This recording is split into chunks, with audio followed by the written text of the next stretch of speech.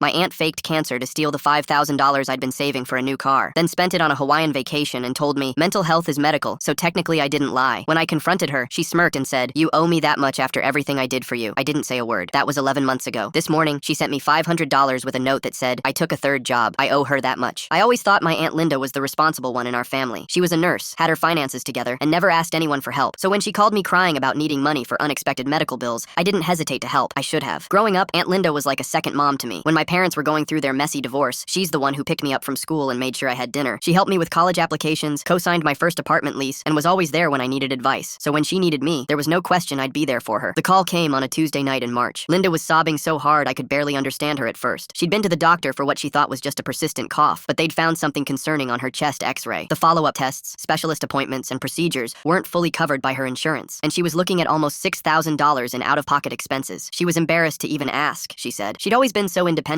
but this had wiped out her emergency fund and maxed out her credit cards. She promised she'd pay me back as soon as she could work overtime again, but right now she could barely function with the stress of not knowing what was wrong with her health. I had been saving up for a new car since mine was on its last legs, but this was family. This was Linda. Within an hour, I'd transferred $5,000 to her account. She was so grateful she started crying again, telling me I was saving her life and that she'd never forget what I did for her. For the next few weeks, she kept me updated on her appointments. The tests were taking longer than expected, she said. The doctors wanted to run more scans. She was exhausted from all the medical visits, but trying to stay positive. I checked in on her regularly, sent care packages, and even offered to drive her to appointments, but she always said she was managing okay. Then, about a month later, I was scrolling through Facebook during my lunch break when I saw something that made me do a double take. Linda had posted a photo of herself on a beach, holding a tropical drink, with the caption, "Much-needed vacation vibes. Sometimes you just have to treat yourself. Hawaii, aloha life, blessed." At first, I thought maybe I was confused. Maybe this was an old photo she was reposting, or maybe she'd recovered faster than expected, and her doctor had recommended she take a relaxing trip. I scrolled through more of her recent posts. Sunset photos from Maui, pictures of her at expensive restaurants, videos of her snorkeling and hiking, all posted over the past week. I called her that evening, trying to keep my voice casual. I asked how she was feeling and mentioned I'd seen her Hawaii photos. There was a long pause before she laughed nervously and said she was feeling much better, and that her doctor had actually recommended she take some time to de-stress. The medical bills were all taken care of, she said, and she'd gotten a great last-minute deal on the trip. Something felt off, but I wanted to give her the benefit of the doubt. Maybe she'd had insurance cover more than expected, or maybe she'd used her credit cards for the trip. But then I made the mistake of looking at the timestamps on her posts more carefully. Her first Hawaii photo was posted the same day she'd called me asking for money for medical bills. I spent the next few days doing some detective work that I'm not proud of, but I had to know. I called the medical office she'd mentioned and asked about scheduling an appointment. They told me they'd never heard of Linda Morrison. I checked with 2 other specialists in town. Nothing. I even drove by her house and noticed her mail was piling up, which explained why she hadn't been answering my calls to check on her recovery. When she finally called me back 3 days later, she was still in Hawaii. I could hear waves in the background when she told me she was just calling to check in and let me know she was doing great. That's when I asked her directly about the medical bills and which doctor she'd been seeing. The silence stretched on so long I thought the call had dropped. Finally, she sighed and said we should probably talk when she got back, but I didn't want to wait. I told her I knew there were no medical bills, no doctor visits, no insurance problems. I knew she'd used my money to fund her vacation while lying to my face about being sick. Her excuse was even worse than I'd imagined. She said she'd been feeling really stressed and burned out from work, and she knew that if she'd just asked for money for a vacation, I would have said no. She convinced herself that mental health was medical health, so technically she wasn't lying. She'd planned to pay me back from her tax refund, she said, so what was the harm in bending the truth a little? I was furious, but what really got to me was when she tried to make me feel guilty for being upset. She reminded me of everything she'd done for me over the years, how she'd always been there when I needed help, and how this was my chance to return the favor. She said I was being selfish, and that family should support each other without keeping score. That conversation changed everything between us. But Linda had no idea that her little Hawaiian adventure was about to cost her way more than $5,000. I wasn't just some naive nephew she could manipulate. I'd learned a few things about family loyalty over the years, and I was about to teach her a lesson about what happens when you mistake someone's love for stupidity. What I did next didn't just get my money back, it made sure she'd never be able to pull this kind of stunt on anyone in our family ever again. The first thing I did was screenshot everything. Every single Hawaii post, every restaurant check-in, every sunset selfie with timestamps clearly visible. I even found the resort she was staying at by zooming in on a poolside photo where you could see the hotel logo on a towel. A quick search showed rooms there were going for $400 a night minimum. I sat at my kitchen table that night, laptop open, going through her social media history like a detective. What I found made my stomach turn. This wasn't the first time. 6 months ago, she'd posted about car troubles and needing repairs. Then 2 weeks later, she was at a spa weekend in Sedona. A year before that, she'd asked her church group for help with a flooded basement, then posted photos from a cruise. My hands were shaking as I created a folder on my desktop labeled Evidence. I wasn't just angry about my money anymore. I was angry for everyone she'd scammed, but I knew confronting her directly wouldn't work. She'd already shown she could twist things around, make herself the victim. I needed to be smarter. The next morning, I called my cousin Marcus. He and Linda had always been close, and I knew he'd given her money before when she'd claimed her hours got cut at the hospital. I asked him casually if he'd heard from her lately, mentioned I was worried because she'd been sick. Marcus went quiet. Then he told me Linda had called him last month asking for $2,000 for car repairs. He'd sent it immediately because, well, it was Linda. She'd practically raised us both after his mom died, but now that I mentioned it, he'd seen her Hawaii posts too, and had been feeling feeling weird about it. We spent the next hour comparing notes. The stories she'd told us were different but followed the same pattern. Always a crisis, always just enough details to sound legitimate, always a promise to pay it back soon. Marcus remembered our other cousin Keisha mentioning something about lending Linda money for a dental emergency last Christmas. I called Keisha next. Sure enough, Linda had gotten $1,500 from her for a root canal she never got. Keisha had been too embarrassed to bring it up at family gatherings, figured Linda must have had her reasons. That's when I realized Linda had been counting on our family's tendency to avoid confrontation, to not talk about money, to give her the benefit of the doubt. By the end of the day, I'd talked to 6 family members. The total Linda had scammed from us was over $15,000. My Uncle Ray had given her $3,000 for a new furnace. My grandmother had sent $1,000 for medical bills twice. Even my broke college student sister had Venmo'd her $200 for groceries when Linda claimed she'd had her identity stolen and her accounts were frozen. I created a group text with everyone except Linda. The responses ranged from shock to anger to embarrassment. My grandmother was devastated. She lived on a fixed income and that $2,000 had come from her savings. Uncle Ray was furious, said he'd had to put off his own home repairs to help Linda with hers. We agreed to confront her together when she got back from Hawaii, but Linda must have sensed something was up because suddenly her posts stopped. Then Marcus got a text from her saying she'd had to extend her trip for a family emergency with a friend who lived on the island. Classic Linda, always another story. That's when I decided we couldn't wait. I found the resort's Facebook page and left a public comment on one of their posts. My Aunt Linda Morrison is currently staying at your hotel using money she stole from our family by faking medical emergencies. She scammed her own elderly mother, her nephews, and nieces out of thousands of dollars. I hope she's enjoying her stay because it's the last vacation she'll be taking on our dime. Within an hour, my phone was blowing up. Linda was calling, texting, leaving voicemails. I didn't answer. Instead, I posted on my own Facebook, tagging all our mutual family members. PSA: if Linda Morrison asks you for money for any emergency, medical or otherwise, please know she's currently in Hawaii spending the $5,000 I gave her for fake cancer treatments. Don't make the same mistake I did. The post went viral in our extended family network. Cousins I hadn't talked to in years were commenting about their own experiences with Linda. Turns out her scams went back further than any of us knew. She'd been doing this for at least 5 years, hitting up different family members with different stories, always careful not to ask the same person twice in a row. Linda tried damage control from Hawaii. She posted a long, rambling explanation about how she'd been under so much stress, how she'd meant to tell everyone the truth, how she was planning to pay everyone back with her tax refund, her bonus, her lottery winnings, whatever sounded good in the moment. But the more she posted, the deeper the hole she dug. Then she made a crucial mistake. She tried to turn it around on me, posting about how I was ruining her reputation over a misunderstanding and how family should handle things privately. She even suggested I was lying about the amount I'd given her, that it was really just $1,000 and I was exaggerating for attention. That's when I played my ace. I posted screenshots of our text conversations, the bank transfer receipt, her tearful voicemails about medical bills, everything. I laid out a timeline showing how she'd called me about cancer treatments the same day she'd booked her Hawaii flight. The evidence was undeniable. The family group chat turned into a war room. We discovered Linda had patterns. She always struck when people were distracted, during holidays, after family crises, when emotions were high. She kept a mental spreadsheet of who she'd hit up and when, careful to space out her requests. She knew exactly how much to ask for, never too much to raise suspicion, always just enough to seem reasonable. My cousin Destiny, who worked in IT, did some digging and found Linda's Venmo history was public. We could see the exact dates she'd received money from family members and the dates she'd paid for vacation expenses. The overlap was damning. She'd literally used my uncle's furnace money to pay for surfing lessons. As more family members came forward, we realized Linda had been living entirely off our money for months. Her nursing job? She'd been fired 6 months ago for calling in sick too often, probably because she was too busy planning her scams. She'd been paying her rent with our grandmother's money, buying groceries with Keisha's dental emergency funds, making her car payment with Marcus's loan. The group decided we needed to take action before she found new victims. We couldn't go to the police. Most of us had willingly given her the money, and proving fraud would be complicated, but we could make sure she faced consequences within the family, the community she'd exploited. First, we contacted her landlord, not to get her evicted, but to let him know that if Linda came to him with any emergency repair needs or sob stories, he should verify with us first. We did the same with the few mutual friends she had left, warning them about her patterns. It wasn't about ruining her life, it was about protecting others. Then came the family meeting. We scheduled it for the day after Linda was supposed to return from Hawaii. She tried to skip it, claiming she was sick, but my Uncle Ray told her if she didn't show up, he'd drive to her apartment and have the conversation on her doorstep where all her neighbors could hear. She showed up looking tanned and guilty. The meeting was held at my grandmother's house, and seeing Linda walk in with her fresh manicure and Hawaii tan, while my grandmother sat there in the same worn dress she'd been wearing for years, made my blood boil. We'd agreed beforehand to stay calm, to let her speak first. Linda started with tears, talking about her struggles, her mental health, how she'd never meant for things to go so far. She pulled out all the manipulation tactics, trying to divide us, suggesting some family members had given her gifts, not loans, that we were misremembering conversations. But we were prepared. Destiny had created a spreadsheet showing every transaction, every story, every lie. When Linda tried to claim the money from my grandmother was a birthday gift, we showed her the text where she'd promised to pay it back within a month. When she said Marcus had offered to help with no strings attached, we played the voicemail where she'd begged him for a loan. The turning point came when my quiet, gentle grandmother stood up and looked Linda in the eye. She didn't yell, didn't cry, just said, "I raised you better than this. I went without medication last month because I gave you my money. How do you sleep at night?" Linda broke down then, but it wasn't real remorse. It was the panic of someone who'd been caught and couldn't talk her way out. She made wild promises about payment plans, getting a second job, selling her car, but we'd heard it all before. That's when I revealed the final piece. I'd contacted a lawyer friend who'd drawn up a formal repayment agreement. It laid out exactly how much Linda owed each family member, with a payment schedule schedule and consequences for default. The consequences weren't legal, they were social. If Linda failed to make payments, we'd share her story with her nursing board, her new employer when she found one, and any community groups she tried to join. Some family members thought it was too harsh, but I reminded them of my grandmother going without medication, of my sister eating ramen for weeks after helping Linda, of all the sacrifices we'd made for someone who'd been laughing at us from a beach in Maui. Linda signed the agreement. What choice did she have? Her reputation in the family was destroyed, but at least this gave her a path to redemption. The first payment was due in 2 weeks, $500 to be split among those she owed. She made that first payment, and the second. By the third month, she was working 2 jobs and had sold her designer bags and jewelry. She moved to a smaller apartment, got rid of her car lease for an older model. Every payment came with a note about how sorry she was, how she was getting therapy, how she'd never forgive herself. I wanted to believe her, but trust, once broken like that, doesn't come back easily. The family gatherings were awkward now. Linda would show up, quiet and subdued, nothing like the confident aunt who'd helped raise us. Some family members had forgiven her, others barely acknowledged her presence. As for me, I got my money back eventually. It took 8 months of payments, but she paid every cent. I even bought my new car, though every time I drove it, I thought about how that money had taken a detour through Hawaii first. The real victory wasn't the money, though. It was knowing that Linda's days of exploiting family were over. Word had spread through our extended network, and even distant relatives knew not to fall for her stories. She'd lost something more valuable than the money she'd stolen, the trust and respect of the people who'd loved her most. Sometimes I wonder if we were too harsh, if we should have handled it differently. But then I remember my grandmother's face when she realized the woman she'd raised had stolen from her. I remember my sister skipping meals, Marcus working overtime to cover the money he'd sent Linda, all of us sacrificing for someone who saw us as nothing more than ATMs. Linda learned that when you betray family, when you take advantage of love and trust, the consequences go far beyond money. She got her Hawaiian vacation, but it cost her everything that actually mattered. And in the end, that $5,000 vacation became the most expensive trip she ever took. The weeks following our family meeting were tense. Linda made her payments on time, but something was brewing beneath the surface. I first noticed it when my cousin Keisha called me one evening, sounding confused. "Did you tell Linda I was spreading rumors about her at work?" she asked. I hadn't talked to Linda since the meeting. Keisha explained that Linda had texted her, claiming I'd been telling people at the hospital where Keisha worked that she was also a scammer. It was completely fabricated, but the seed of doubt had been planted. Over the next few days, similar calls came in. Linda had contacted Marcus, suggesting I was trying to turn the family against her because I was jealous of her relationship with our grandmother. She told Uncle Ray that I was planning to sue her, despite our agreement explicitly avoiding legal action. Each family member received a slightly different story, all designed to paint me as the vindictive nephew who'd blown things out of proportion. I realized Linda wasn't going down without a fight. She was using the same manipulation tactics that had worked for years, trying to divide us, make us question each other instead of her. But this time, we were prepared. I called an emergency family video chat, excluding Linda. As we compared notes, a pattern emerged. She was targeting those who'd been most sympathetic to her at the meeting, trying to rebuild alliances. She'd even contacted my grandmother, crying about how I was being cruel and unforgiving, how she'd made one mistake and I was ruining her life over it. My grandmother, bless her heart, had recorded the call. We listened as Linda spun tale after tale, conveniently forgetting to mention the years of deception, the multiple victims, the calculated nature of her scams. She painted herself as a victim of a momentary lapse in judgment, persecuted by a vengeful nephew. We decided to maintain a united front. Anyone who received a call or message from Linda would immediately share it with the group. We wouldn't engage with her attempts to divide us, but Linda was craftier than we'd anticipated. 2 weeks later, I got a call from my employer. Someone had sent an anonymous email claiming I'd been embezzling money from the company. The accusations were vague but serious enough that HR had to investigate. I spent 3 days in meetings, providing documentation, explaining the situation. Eventually, they determined the claims were baseless, but the stress and embarrassment were real. I couldn't prove it was Linda, but the timing was suspicious. When I mentioned it to the family group, others shared similar experiences. Marcus had received a warning from his landlord about noise complaints that he'd never had before. Keisha's car had been keyed in her work parking lot. Uncle Ray's neighbors suddenly started complaining about his dog, who'd lived there peacefully for 5 years. It was psychological warfare. Linda couldn't attack us directly without violating our agreement, so she was trying to destabilize our lives in small, unprovable ways. The family was divided on how to respond. Some wanted to confront her, others thought we were being paranoid. Maybe these were just coincidences. Then Linda made her next move. She started attending a different church, one where our extended family members went, but our immediate family didn't. Within weeks, she'd integrated herself into their community, playing the role of the reformed sinner seeking redemption. She gave testimonies about her struggles with mental health, how her family had turned against her during her darkest hour. My cousin Destiny, who attended that church, reported back. Linda was carefully crafting a narrative where she was the victim of a misunderstanding, blown out of proportion by a vindictive family. She never mentioned the Hawaii trip, the years of scams, or the $15,000 she'd stolen. Instead, she talked about making a single mistake during a mental health crisis and being ostracized by her family. The church community rallied around her. Soon, we started getting calls from distant relatives and family friends, asking why we were being so harsh on poor Linda. She'd managed to create a whole new support system, people who only knew her version of events. I wanted to set the record straight, but my grandmother advised patience. Give her enough rope, she said, and she'll hang herself. Grandma had learned from experience that Linda's patterns would eventually surface. Sure enough, within a month, Linda had started asking her new church friends for small favors. Could someone give her a ride to work because her car was in the shop? Could she borrow $20 for gas until payday? Small requests that seemed reasonable, especially for someone portrayed as struggling to rebuild her life. But I knew Linda's playbook. Start small, build trust, then escalate. I felt responsible for these potential new victims, but warning them might backfire, making us look like the vindictive family Linda had described. The situation escalated when Linda missed her 4th payment. According to our agreement, she owed $500 to be split among family members. members. When the due date passed, I sent her a single text reminding her of the deadline. Her response was calculated. She replied to the family group chat, not just me, with a long message about how she'd been trying her best, but had faced unexpected expenses. Her car had broken down, again. She'd had to miss work for a medical emergency, unspecified, and her hours had been cut. She begged for understanding, promised to make it up next month with a double payment. The family was split. Some wanted to give her another chance. Others were tired of the excuses. I noticed she'd sent the message on a Friday evening, when emotions were high and people were tired from the work week. Classic Linda timing. I did some investigating. Her social media had been scrubbed clean of anything incriminating, but I'd learned to dig deeper. Her car that was supposedly broken down, I'd seen it in the church parking lot that Sunday, running fine. The medical emergency? Destiny confirmed Linda had been at church activities all week. The cut hours? I called the restaurant where she worked, pretending to be confirming a reference, and learned she'd actually picked up extra shifts. When I presented this information to the family, the mood shifted. Even those who'd wanted to give her another chance realized she was falling back into old patterns. We decided to implement the consequences outlined in our agreement. I drafted a letter to her employer, a simple statement of facts about the money she owed family members and her pattern of deception. We didn't send it yet, but we let Linda know it was ready. The threat alone should have been enough to motivate payment. Instead, Linda went nuclear. She showed up at my apartment unannounced on a Tuesday evening. I saw her through the peephole and almost didn't answer, but I figured avoiding her would only escalate things. She came in tears, but not the manipulative tears from before. These seemed different, desperate. She begged me to reconsider, said losing her job would destroy any chance she had of paying us back. When I remained firm, reminding her that she'd brought this on herself, her demeanor changed. The tears stopped abruptly. She stood up, looked me straight in the eye, and said, "You have no idea what I'm capable of when cornered. Back off, or you'll regret it." It was a threat, plain and simple. The mask had finally slipped completely. I told her to leave, and she did, but not before adding, "You think you won, but this isn't over." I immediately informed the family group. Some were alarmed, others thought she was just posturing, but I'd seen something in her eyes that worried me. This wasn't the aunt who'd helped raise me. This was someone I didn't recognize. Over the next week, strange things started happening. My credit card was used for several online purchases I hadn't made. My social media accounts were accessed from unknown locations. Someone had signed me up for dozens of spam email lists and questionable websites. It was harassment, but subtle enough to be hard to prove. Other family members experienced similar issues. Marcus found his dating profile had been altered with offensive content. Keisha's work email was spammed with inappropriate messages that looked like they'd come from her account. Uncle Ray's Facebook was hacked and used to send friend requests to hundreds of strangers. We knew it was Linda, but proving it was another matter. She'd gotten savvier, probably learning from online tutorials how to cover her digital tracks. The family was frustrated and scared. Some wanted to go to the police, but what would we say? That we suspected our aunt of cyber harassment because we'd caught her stealing. Then Linda played what she thought was her trump card. She contacted my parents, who'd been living across the country and somewhat removed from the situation. She fed them a sob story about how I'd turned the family against her over a misunderstanding, how I was ruining her life out of spite. My parents, who'd been dealing with their own issues since their divorce, were suddenly thrust into the middle of this mess. My mom called me, confused and concerned. My dad sent angry texts about family loyalty. Linda had found a weak spot and was exploiting it. I spent hours on the phone with each parent, explaining the full situation, sending them documentation. It was exhausting, reliving the whole ordeal, defending actions I'd taken to protect our family. Eventually, they understood, but the damage to our already fragile relationship was done. The stress was affecting everyone. Keisha was having anxiety attacks about her work situation. Marcus was paranoid about what Linda might do next. My grandmother had stopped sleeping well, worried about the family being torn apart. The victory we'd felt at exposing Linda's scams had turned into a prolonged battle none of us had signed up for. That's when I realized we'd been playing defense, reacting to Linda's moves instead of taking control. If she wanted to escalate, we needed to be smarter, not harsher. I consulted with a friend who worked in cybersecurity. He helped us lock down our digital presence, showed us how to document the harassment properly, and gave us tools to protect ourselves. We created new email accounts, strengthened our passwords, and learned to recognize phishing attempts. More importantly, we decided to stop engaging with Linda's provocations. When she sent manipulative messages, we didn't respond. When she tried to divide us, we shared everything with the group. When she played victim at church, we let her, knowing her true nature would eventually show. The turning point came 3 weeks later. Linda had continued attending the church, building her support network, but she'd also started dating someone from the congregation. Tom was a kind, trusting man who'd lost his wife 2 years earlier. He was exactly Linda's type, vulnerable, financially stable, and eager to help. Destiny overheard Linda telling Tom about her struggles, how her family had abandoned her, how she was facing eviction because she'd helped family members who'd then turned on her. It was our stories, reversed, with her as the victim and us as the scammers. I struggled with whether to warn Tom. Interfering might backfire, making us look like the vindictive family Linda described, but standing by while she found a new victim felt wrong. The decision was made for us when Tom approached Destiny at church, asking about Linda's situation. He was considering lending her money for rent and wanted to know if the family issues were as bad as Linda described. Destiny, caught off guard, suggested he talk to other family members before making any decisions. Tom, being a decent person, took that advice. He reached out to me through Facebook, politely asking for my perspective on Linda's situation. I could have unloaded everything, but instead, I simply suggested he ask Linda for specifics about who she'd helped and when, then verify those stories independently. That conversation must have planted seeds of doubt, because Tom started asking Linda questions. She tried her usual tactics, tears and emotional manipulation, but Tom was methodical. He wanted names, dates, amounts. The more he pressed, the more her story unraveled. When Tom discovered the truth, he didn't just end their relationship. He felt obligated to warn others at the church. Word spread quickly through their community about Linda's real history. The support system she'd carefully built crumbled within days. Linda's response was predictable, but no less disturbing. She sent a group message to the family, blaming us for ruining her chance at happiness, claiming we'd sabotaged her relationship out of spite. She threatened legal action for defamation, harassment, and emotional distress. We knew the threats were empty. She had no case, but the fact that she was still trying to intimidate us after everything showed how deep her manipulation ran. Some family members wanted to respond, to defend ourselves, but I advocated for silence. Let her rage into the void. But Linda wasn't done. If she couldn't rebuild her life within our community, she'd try elsewhere. She started applying for jobs in neighboring towns, using references who didn't know about her history. She joined online support groups for people estranged from their families, painting herself as a victim of narcissistic relatives. I only knew this because one of her potential employers called me. She'd listed me as a reference, probably hoping I wouldn't sabotage a job opportunity. The employer asked standard questions about her work ethic and reliability. I stuck to facts. She'd been terminated from her previous nursing position. She had outstanding debts to family members, and I couldn't recommend her for a position of trust. The job offer was rescinded. Linda sent me a scathing email about how I was destroying her life, preventing her from earning money to pay us back. The circular logic was astounding. She couldn't pay us because we wouldn't let her scam others. As months passed, Linda's payments became sporadic. She'd miss one, make a partial payment the next month, always with elaborate excuses. We documented everything but held off on sending the letter to her current employer, partly out of compassion, partly because we knew it would escalate things further. The family dynamics had shifted permanently. Gatherings were smaller, some members choosing to avoid drama by staying away. Trust, once broken, had created ripple effects throughout our relationships. We were more cautious with each other, less willing to ask for or offer help. I started seeing a therapist to deal with the stress and guilt. Had I handled things correctly? Could I have found a way to get justice without destroying family bonds? The therapist helped me understand that Linda's choices had created this situation, not my response to them. During one session, I realized something important. Linda had stolen more than money. She'd stolen our family's innocence, our ability to trust freely, our assumption that family meant safety. The $5,000 was nothing compared to that loss. But we'd also gained something. We'd learned to set boundaries, to verify before trusting, to support each other through difficult times. The family members who'd stuck together through this ordeal had grown closer, bonded by shared experience and mutual protection. Linda continued her pattern of partial payments and broken promises. She'd found new communities online, people who didn't know her history, and was likely running smaller scams we couldn't track. But within our family, her power was broken. The last family gathering I attended before writing this was my grandmother's 75th birthday. Linda wasn't invited, a decision that would have been unthinkable 2 years earlier. As we celebrated, I noticed the absence, the Linda-shaped hole in our family photos. But I also noticed the peace. No one was watching their wallet. No one was dreading a sob story. No one was wondering if they were being manipulated. We'd paid a high price for that peace, but it was worth it. Linda had taught us valuable lessons about trust, boundaries, and the difference between helping family and enabling a predator. Her $5,000 Hawaiian vacation had indeed become the most expensive trip she'd ever taken, costing her a family who'd loved her unconditionally. As I looked around at my relatives, sharing stories and laughter without the underlying tension that had characterized our gatherings for years, I realized we'd survived. We were different, perhaps more cautious, but we were still a family. The money was never really the point. It was about protecting each other from someone who'd seen our love as weakness. Linda was still out there, probably running new scams on new victims, but she'd never again have power over us. We'd learned that family isn't about blind loyalty or keeping score. It's about mutual respect, honest communication, and the courage to stand up to those who would exploit our bonds. Linda had forced us to learn those lessons the hard way, but learn them we did. The morning after my grandmother's birthday party, I woke up to 17 missed calls from Linda. My first instinct was to ignore them, but something felt different. The voicemails weren't angry or manipulative. They were panicked. I listened to the first one. Linda's voice was shaking as she explained that her new employer had received an anonymous letter detailing her history with our family. She'd been let go that morning, escorted out by security. The letter hadn't come from any of us. Marcus called while I was still processing this. His voice was tight with concern as he explained that Linda had shown up at his workplace, demanding to know why we'd broken our agreement. Security had removed her when she'd refused to leave. She'd been screaming about how we'd destroyed her life after she'd been making payments. I checked our family group chat. No one had sent anything to Linda's employer. We'd all stuck to our agreement. Despite her missed payments and harassment, someone else had taken action. The answer came from an unexpected source. Tom, Linda's ex-boyfriend from church, reached out through Facebook. He'd been doing his own investigation after their breakup and discovered Linda had scammed several other church members. Small amounts, nothing like what she'd taken from family, but enough to establish a pattern. He'd warned her current employer after learning she'd been hired to handle cash deposits. Linda's world was collapsing, but not because of us. Her own patterns had caught up with her. Tom had connected with 3 other people she'd borrowed money from at church. They'd compared notes just like we had and realized they'd been played. That afternoon, Linda showed up at my apartment again. This time, I didn't answer. I watched through the peephole as she pounded on the door, alternating between threats and pleas. My neighbor eventually called building security, and they escorted her out. She tried Marcus next, then Keisha. We'd all agreed not to engage, but Linda was escalating in ways that worried us. Destiny reported that Linda had been banned from the church after attempting to confront Tom during Sunday service. She'd accused him of stalking and harassment in front of the entire congregation. The situation reached a breaking point when Linda showed up at my workplace. I was in a meeting when reception called to say my aunt was in the lobby, refusing to leave without seeing me. My boss, aware of the family situation, offered to have security remove her, but I decided to face her. I found Linda in the lobby, looking nothing like the polished woman who'd vacationed in Hawaii on my money. Her clothes were wrinkled, her hair unkempt, her eyes wild with desperation. She started talking the moment she saw me, words tumbling out about conspiracy, persecution, how everyone had turned against her. I kept my voice calm and told her she needed to leave or I'd call security. That's when she pulled out her phone and showed me something that made my blood run cold. Screenshots of messages from someone claiming to be me, threatening to ruin her life, demanding she pay back double what she owed. The messages were vicious, disturbing, nothing I would ever write. Someone was impersonating me, escalating the situation beyond anything we'd planned. I told Linda these weren't from me, but she didn't believe it. Why would she? Trust between us was non-existent. Security arrived and escorted her out while she screamed about lawsuits and revenge. Back in my office, I immediately called an emergency family meeting. We needed to figure out who was targeting Linda using my name. The messages she'd shown me were dated over the past week, sent from an email address similar to mine, but with one letter different. Destiny did some digging and discovered multiple fake social media accounts using our names, all created recently. Someone was systematically impersonating family members to harass Linda, but who would do this and why? The answer came from an unexpected place. My sister had been quiet during our video call, but finally spoke up. She'd been getting coffee near Linda's old apartment when she'd overheard a conversation. Linda's former roommate, someone we'd never considered, was bragging about teaching that scammer a lesson. It turned out Linda had stiffed her roommate on 3 months of rent before moving out. The roommate had found our Facebook posts about Linda's scams and decided to take her own revenge. She'd been the one sending anonymous tips to employers, creating fake accounts, escalating the harassment beyond anything we'd done. We were caught in an impossible situation. We couldn't defend Linda without undermining our own position, but we couldn't let someone use our names to harass her either. After much debate, I decided to send Linda one final message, explaining about the impersonation and suggesting she file a police report about the harassment. Linda's response was predictable. She didn't believe us, thought it was another manipulation tactic. She was convinced we were all working together to destroy her. The paranoia had completely taken over. 2 weeks later, things took another turn. The roommate's harassment campaign had attracted attention from other people Linda had scammed over the years. A former co-worker she'd borrowed money from, a neighbor she'd convinced to pay for car repairs, even someone from an online support group she'd manipulated. They'd formed their own group, sharing stories and warning others. Unlike our family approach of seeking repayment, they seemed focused on pure revenge. They posted Linda's photo in local community groups with warnings. They contacted every employer in town. They made sure Linda couldn't run the same scams anywhere in our area. I felt sick watching it unfold. Yes, Linda had stolen from us, manipulated us, threatened us. But this public destruction went beyond justice into cruelty. My grandmother was especially disturbed. Despite everything, Linda was still family. We made a difficult decision. I contacted the roommate directly, explaining that while we understood her anger, using our names for harassment was illegal. We wouldn't protect Linda, but we wouldn't let someone impersonate us either. The fake accounts disappeared within days, but the damage was done. Linda had become unemployable in our town. Her reputation was destroyed beyond repair. The other victims continued their campaign without using our names, and we had no control over that. A month passed with no word from Linda. Her payments had stopped completely. We heard through distant relatives that she'd moved in with a friend 2 towns over, trying to start fresh where nobody knew her history. Part of me hoped she'd learned something, but I doubted it. People like Linda didn't change. They just found new hunting grounds. Then came the call that changed everything. It was from a hospital 2 hours away. Linda had been in a car accident, a serious one. She'd listed my grandmother as her emergency contact. Despite everything, my grandmother insisted on going. I drove her. We found Linda in the ICU, unconscious and badly injured. The doctor explained she'd been hit by a hammered driver while driving for a food delivery service, trying to make money the honest way. The irony wasn't lost on me. Over the next week, family members slowly trickled in to visit. Old wounds were still raw, but seeing Linda vulnerable and broken stirred something in all of us. Not forgiveness exactly, but a recognition of shared humanity. Linda woke up on the 5th day. The first person she saw was my grandmother, holding her hand. I watched from the doorway as Linda broke down completely. Not the manipulative tears we'd seen before, but genuine anguish. She apologized over and over, not asking for anything, just pouring out years of self-hatred and shame. The medical bills would be covered by the hammered driver's insurance, but Linda faced months of recovery. She had nowhere to go, no one to help her. The family was split on what to do. Some felt she'd gotten what she deserved. Others, led by my grandmother, argued for compassion. We reached a compromise. Linda could stay in my grandmother's spare room during recovery, but under strict conditions. No access to money or credit cards, no unsupervised interactions with family members, regular check-ins with a social worker. It wasn't trust, it was supervised mercy. The arrangement was tense at first. Linda kept to herself, going to physical therapy and counseling appointments my grandmother drove her to. She started working remotely for a data entry company, earning minimum wage but contributing what she could to groceries. Slowly, things shifted. Linda began attending addiction support meetings, though she'd never had substance issues. She said the lying and manipulation had been its own addiction. She worked through workbooks about financial responsibility and rebuilding trust. 6 months into her recovery, Linda made an announcement at a family dinner. She'd saved enough to rent a room across town. She showed us her budget, her payment plan to continue reimbursing what she owed, her work schedule. She wasn't asking for help, just showing us she was trying. Some family members remained skeptical. Others saw genuine change. I fell somewhere in between. The Linda who'd scammed us for Hawaii still existed somewhere inside this seemingly reformed woman, but the effort appeared real. She moved out on a rainy Thursday. My grandmother cried, worried about Linda being alone. But Linda needed to prove she could stand on her own feet without manipulating anyone. She left with a single suitcase and a bus pass, determined to rebuild from nothing. I saw her occasionally around town after that, working at the grocery store, waiting at the bus stop, walking to her support meetings. She'd wave but never approach, respecting the boundaries we'd established. The family updates came through my grandmother, who Linda called weekly. A year after the accident, Linda had paid back another $3,000, not through manipulation or schemes, but through honest work. She'd taken a second job cleaning offices at night. Her life was hard, grinding, nothing like the comfortable existence she'd built on our money. At Thanksgiving, my grandmother invited Linda to dinner. The table was divided on whether she should come. In the end, she joined us for dessert only, sitting quietly at the end of the table. She didn't try to charm anyone or make excuses. She simply thanked us for the invitation and left early. Marcus told me later that Linda had reached out to apologize personally to each family member she'd wronged, not asking for forgiveness or trying to rebuild relationships, just acknowledging the harm she'd caused. Some accepted her apology. Others, like Uncle Uncle Ray, refused to even meet with her. The payments continued steadily. Linda never missed one after moving out. She'd even started paying back people outside the family, the church members and co-workers she'd scammed. It would take years to clear all her debts, but she seemed committed to trying. I ran into Tom at the hardware store one weekend. He mentioned that Linda had sent him a letter taking full responsibility for her deception. She'd included a money order for what she'd borrowed, though he'd never asked for repayment. He'd donated it to the church's emergency fund. As I write this, it's been 2 years since that Hawaii trip that started everything. Linda has paid back $7,000 of the $15,000 she owes our family. She lives in a tiny apartment, works 2 jobs, and attends support meetings religiously. She's never asked for anything beyond that initial recovery period at my grandmother's house. The family remains divided about her. Some believe people can change and point to Linda's consistent efforts. Others, myself included, wait for the other shoe to drop. Trust, once shattered, doesn't rebuild easily. Maybe it never fully returns. My grandmother passed away last month. At the funeral, Linda sat in the back row, tears streaming down her face. She'd lost the one family member who'd never given up on her. After the service, she approached me with an envelope. Inside was $500, her regular payment, and a note. She was increasing her payments to $750 monthly, wanting to clear her debts faster. She'd taken a 3rd job, she wrote, because she wanted to honor my grandmother's faith in her. I watched Linda walk away from the cemetery, catching the bus back to her apartment. She looked older, worn down by hard work and harder choices. The confident scammer who'd sipped cocktails in Hawaii was gone, replaced by someone trying desperately to earn redemption. Whether she'll succeed, I don't know. Whether the family will ever fully accept her back, I can't say. But Linda learned the hardest lesson possible. When you betray family trust for a vacation in paradise, you might spend the rest of your life in a kind of purgatory, forever trying to prove you're worthy of the love you threw away. The money continues to trickle in, each payment a small step toward reconciliation, or at least resolution. Linda's $5,000 Hawaiian vacation will end up costing her decades of hard labor and social exile. She pays the price every day, not just in dollars, but in loneliness and regret. As for me, I drive my car, the one I bought with the money she eventually repaid, and sometimes think about second chances and the price of betrayal. Linda taught our family valuable lessons about trust and boundaries, but maybe she's teaching us something else now about redemption and the long, difficult road back from our worst mistakes. Only time will tell if Linda's transformation is real or just another long con. But for now, the payments arrive monthly, each one a reminder that actions have consequences, and that sometimes the most expensive trips are the ones we never should have taken.